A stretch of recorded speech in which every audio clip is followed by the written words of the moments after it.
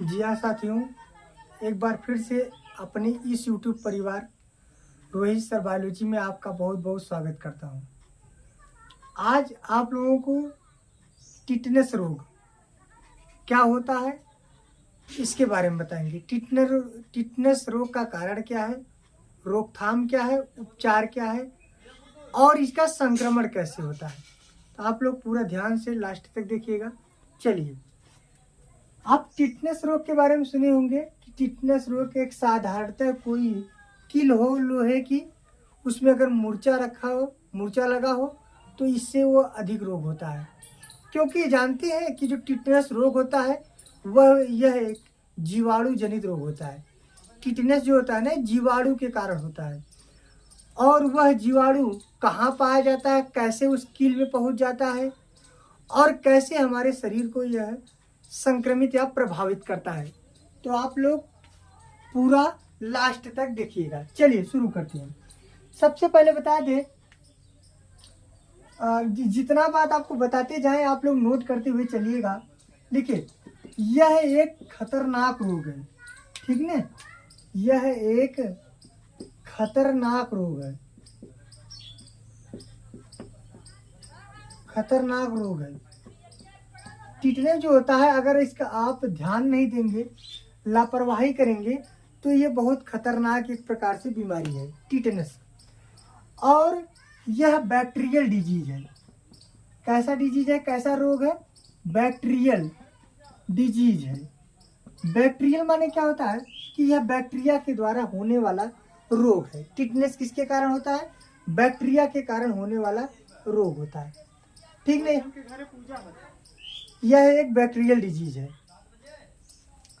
अब bacterial disease का मतलब क्या होता है कि यह बैक्टीरिया के द्वारा होने वाला रोग होता है। अब आपको पता होना चाहिए कि किस बैक्टीरिया के कारण टिटनेस होता है। तो इसका नाम नोट कर लीजिए, क्लास्ट्रीडियम।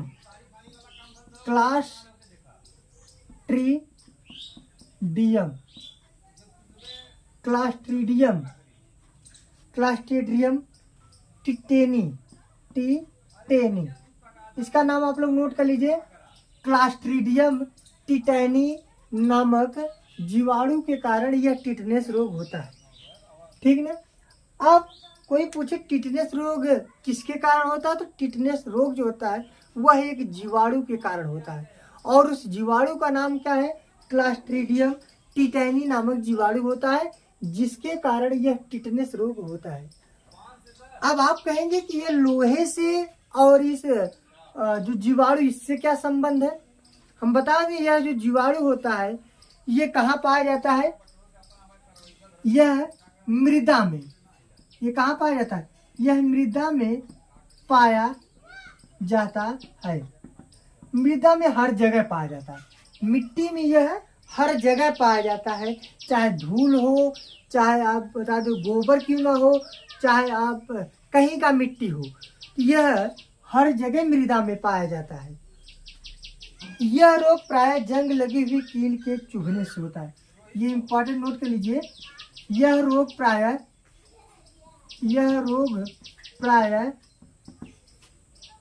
जंग लगी हुई कील के द्वारा होता है। कील के चुभने से होता है। यह रोग प्राय जंग लगी हुई कील के चुभने के कारण होता है, ठीक ना। यह रोग प्राय जंग लगी हुई कील के चुभने के कारण होता है, टिटनेस रोग जो होता है।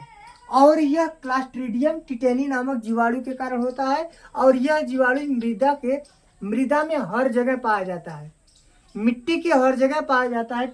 ये जो है क्लास्ट्रीडियम टिटेनी नामक। और यह रोग जो कील होता है, माने जो एक प्रकार से आप जानते हैं लोहा होता है, अगर उसमें जंग लगी हुई हो तो वह चुभ जाए, तो उस चुभने से यह रोग फैलता है या यह रोग होता है। क्यों होता है? क्योंकि जो जंग लगता है वो मिट्टी में ऑक्सीजन के और जल के अभिक्रिया के कारण वो जंग लग जाता है, और जिसके कारण यह जो रोग होता है, ये जो जीवाणु होता है उसके संपर्क में आ जाता है। और जिस व्यक्ति को यह कील चुभता है उसके शरीर में इस प्रकार के जीवाणु प्रवेश कर जाते हैं। बात समझ में आ गया कि नहीं? चलिए आप लोग इतना नोट कर लीजिए, इतनी बात आप लोग नोट कर लीजिए, इंपॉर्टेंट बात है। चलिए अब नीचे लिखिए और नीचे आगे लिखिए, ठीक है, नोट करिए। चलिए इसको मिटा रहे हैं हम, इसको हम मिटा रहे हैं, आप लोग नोट कर लीजिएगा इसको। अब ये बात है कि मानव में यह रोग कैसे फैलेगा। चलिए देखिए, ध्यान सुनिएगा। जैसे कोई व्यक्ति है, ये कील है, और वो उस व्यक्ति जैसे जाएगा तो कील उसके पैर में चुभ जाएगा। इसके बाद चुभने के बाद उस व्यक्ति के शरीर में वह जीवाणु प्रवेश कर जाएगा, क्योंकि ये जीवाणु इस पे लगा होगा और व्यक्ति का पांव जब इस पे पड़ेगा तो कील चुभ जाएगी और वह जीवाणु इनके शरीर में प्रवेश कर जाएगा। धीरे धीरे वो घाव के रास्ते से, माने जहां पे चोट लगी हुई है, उस चोट के रास्ते से धीरे धीरे वह शरीर में पहुंच जाता है। कहाँ पहुंच जाता है? शरीर में पहुंचने के बाद, पहुंचने का आंत में जाता है। जो छोटी आंत में वो पहुंचता है तो वहां पर वह रक्त की जो रुधिर वाहिनियां होती है वहां पर वो अवशोषित कर लिया जाता है। वह जीवाणु उसके माध्यम से पूरे ब्लड में पहुंच जाता है। बात समझ में आया? जो क्लास्ट्रीडियम टिटेनी नामक जीवाणु होता है, व्यक्ति के घाव के संपर्क से उनके शरीर में पहुंचता है। उसके बाद जब आंत में पहुंचता है तो आंत में पहुंचने के बाद उसके पूरे शरीर में पहुंच जाएगा।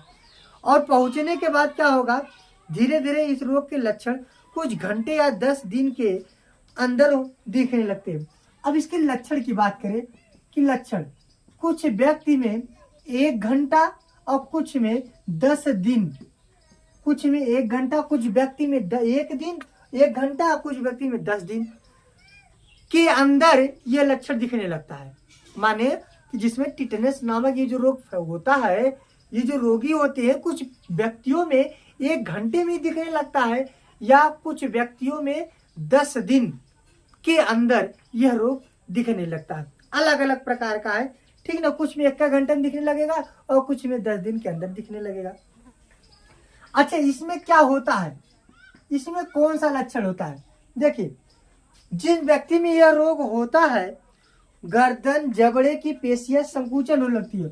उनके गर्दन तथा पेशियों, गर्दन तथा पेशियों की गर्दन तथा जबड़े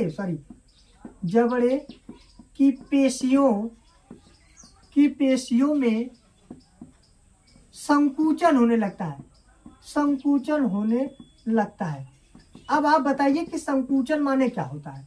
देखिए, जब यह जीवाणु उस व्यक्ति के शरीर में प्रवेश करेगा, कौन सा जीवाणु था? क्लास्ट्रीडियम टिटेनी नामक जीवाणु था।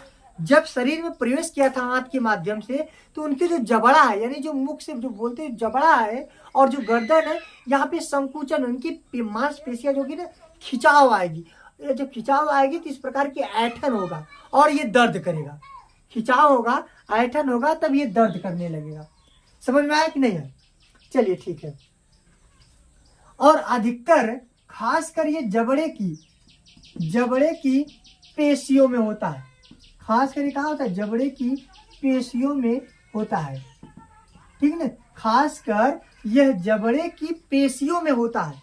ये जबड़ा होता है, इसकी मांसपेशियों में यह रोग खासकर होता है। अच्छा, जबड़े में जब ऐठन होगी तो उनकी बोली बाहर नहीं आएगी, आवाज जो होगी, वॉइस जो होगी वो अच्छे से बाहर नहीं आएगी, क्योंकि यहाँ पे जो जीवाणु है सब फैल चुका है। और इसमें जब पेशी में जब ऐठन होगा, संकुचन होगा, तो यहाँ पे दर्द होगा और उनकी आवाज अच्छी तरह से बाहर नहीं निकलेगी, ठीक है ना। अब धीरे धीरे पूरे शरीर में जकड़न होगा। जैसे कि अब यहाँ पहले गर्दन में हुआ था, उसके बाद जबड़े में हुआ था, मुख्य रूप से जबड़े में हुआ था।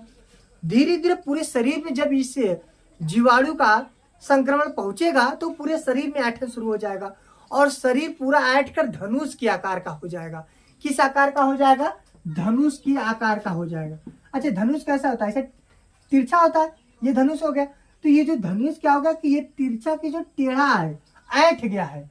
तो वैसे मानव के शरीर में यह रोग जब पहुंचेगा जीवाणु, तो पूरे शरीर में ऐठन होगा और शरीर टेढ़ा हो जाएगा। किस आकार का हो जाएगा? धनुष के आकार का हो जाएगा, इसलिए इस रोग को क्या कहते हैं, धनुष रोग भी कहा जाता है। इस रोग को क्या कहा जाता है, धनुष रोग भी कहा जाता है। बताइए, कोई समस्या नहीं ना?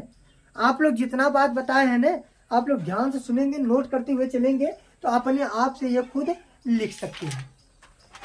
ठीक भैया ना, ये अपने आप से खुद इसको लिख सकते हैं। चलिए ठीक है। अब देखिए, जब यह जबड़े से और गर्दन से होते हुए पूरे शरीर में यह जीवाणु का संक्रमण हो जाएगा, तब अंत में, लास्ट में, अंत में कहाँ जाएगा, श्वसन अंग के पास। श्वसन अंग के पास जाएगा, श्वसन नली के पास जाएगा, श्वास नली के पास जाएगा, और उसमें भी क्या होगा, ऐंठन होगा।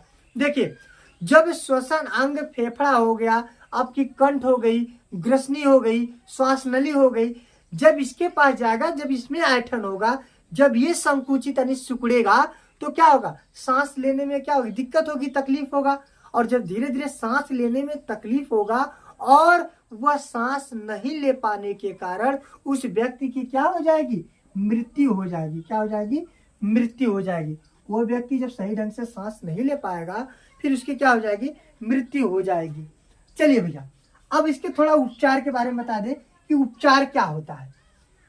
इसमें हम इस रोग में क्या उपचार कर सकते हैं, कौन सी दवा को ले सकते हैं, और किस इंजेक्शन को हम भी ले सकते हैं इसको। चलिए, सबसे पहले आप नोट करेंगे, एटीएस का इंजेक्शन लगवाना चाहिए। सबसे पहले जिस व्यक्ति को किल धस चुका है तो उसको एटीएस का इंजेक्शन लगवाना चाहिए। एटीएस का इंजेक्शन लगवाना चाहिए। अच्छा, एटीएस क्या होता है? आप एटीएस का फुल फॉर्म लिखेंगे, एटीएस। आप फुल फॉर्म को लिखेंगे, याद किए रहेंगे, आपसे कभी भी कोई भी पूछ सकता है। चलिए, सबसे पहले आप एटीएस का फुल फॉर्म लिखिए।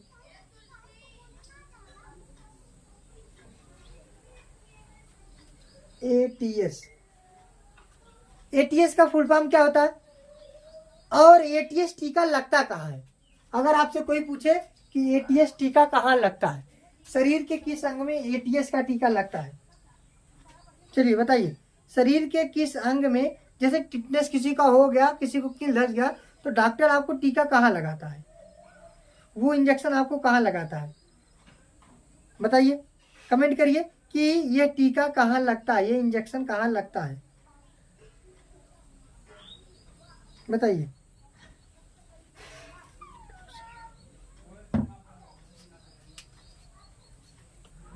टिटनस, इसका फुल फॉर्म क्या होगा, tetanus anti toxin, tetanus anti toxin, ये इसका फुल फॉर्म है, एटीएस, टिटनस एंटी टॉक्सिन। ये इंजेक्शन कहाँ लगता है, चलिए इसे नोट कर लीजिए।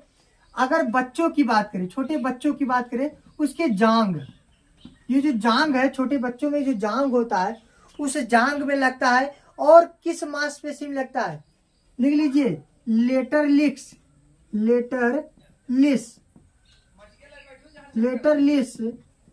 मांसपेशी में टीका लगता है बच्चों के जांग के लेटरलिस मांसपेशी में लगता है। अगर वयस्क की बात करें, वयस्क के बाह माने हाथ में, इनके बाह में लगता है, और इसका नाम क्या है, डेल्टाइड मांसपेशी। क्या नाम है, डेल्टाइड मांसपेशी। ठीक ना भैया। अगर छोटे बच्चों की बात करें तो उनके जांग में लेटरलिस मांसपेशी में लगता है, और वयस्क की बात करें तो वयस्क के बाह में डेल्टाइड मांसपेशी में यह लगता है। और सुनिए, प्रतिजैविक तथा पेशी शिथिलन को प्रेरित करने वाले कुछ औषधि का प्रयोग करना चाहिए। ठीक है ना, माने कुछ हमें ऐसे दवा का प्रयोग करना चाहिए जिससे वह जो सिकुड़न हो रही थी, वो जो ऐंठन हो रहा था, वो डॉक्टर के सलाह से उस दवा का प्रयोग करना चाहिए।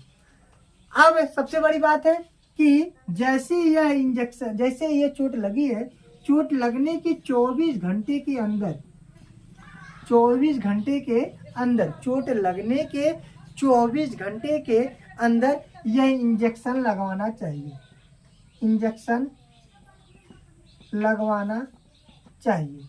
ठीक है, चोट लगने के 24 घंटे के अंदर यह इंजेक्शन को लगवाना चाहिए। ठीक है। अब इसके बाद बचपन में जब बच्चा जन्म लेता है उस समय कुछ टीका लगाया जाता है। इसकी कुछ टीका का नाम क्या होता है? डीपीटी। डीपीटी डीपीटी का टीका लगवाना चाहिए, जिसका फुल फॉर्म लिख लीजिए, डिप्थेरिया पेरिपेटस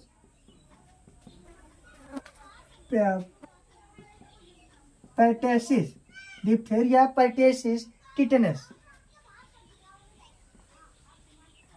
डिप्थेरिया परटेसिस टिटेनस, इस प्रकार के टीके को लगाना चाहिए। चलिए ठीक है, अब टिटनेस रोग आपको बता दिए हैं, नहीं समझ में आया होगा तो पुनः फिर से रिपीट करके देख लीजिएगा और नोट कर लीजिएगा इसे, ये आपको जल्दी कहीं मिलने वाला नहीं है।